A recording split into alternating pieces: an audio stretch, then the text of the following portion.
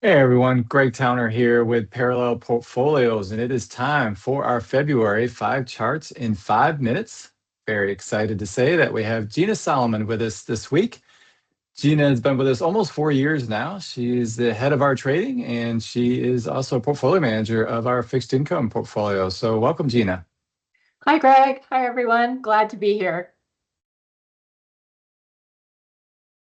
Sounds great.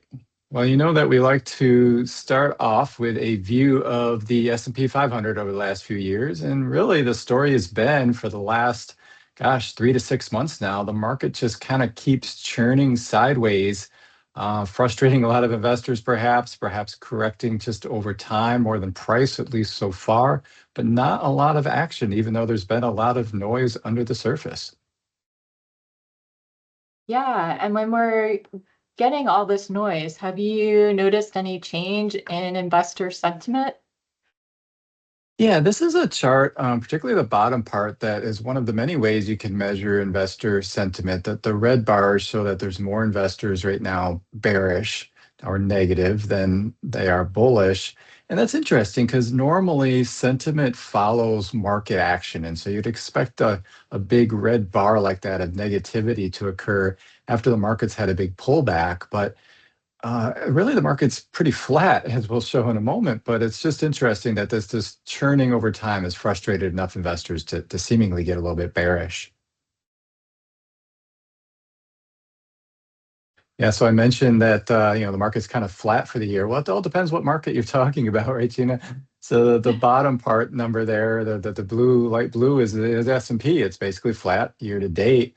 But for the first time in a while, as we've been talking about, some other areas are doing well. International is doing well, emerging markets, the equal weight S&P is doing well. So other areas of the market are finally taking the lead, and I think maybe a lot of investors are underexposed to those, so that's why they're getting negative. They feel like the market's doing poorly when really it's kind of flattish.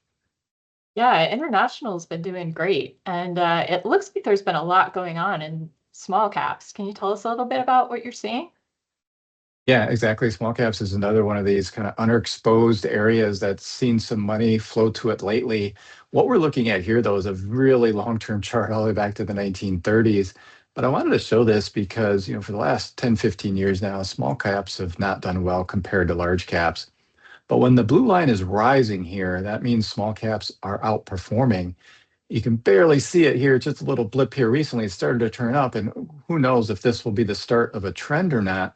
But historically, when small caps or international, like we just showed, or some of these other neglected areas, historically, when they tend to get moving, it can be a many year, multiple year run of outperformance. So hard to predict if that's the case here.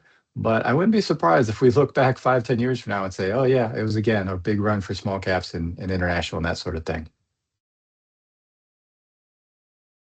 All right. So when volatility starts to pick up and we get some drawdowns in the market, we see, emotions taking over. Can you tell us a little bit about what this chart is showing us?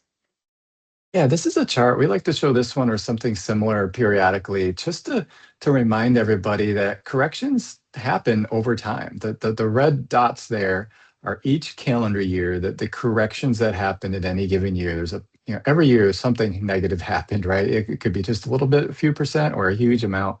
But the important thing is that the purple columns are the performance for the market for each calendar year. So while every year had a negative red dot, most years, the vast majority of which ended up positive for that year. So we don't know whether a correction is coming next month or late this year, or maybe we skip this year, but corrections are just a normal part of the market. And we want everyone to keep in mind that when they occur, it doesn't mean the world's falling apart. More often than not, markets end up getting past it eventually and having a positive year.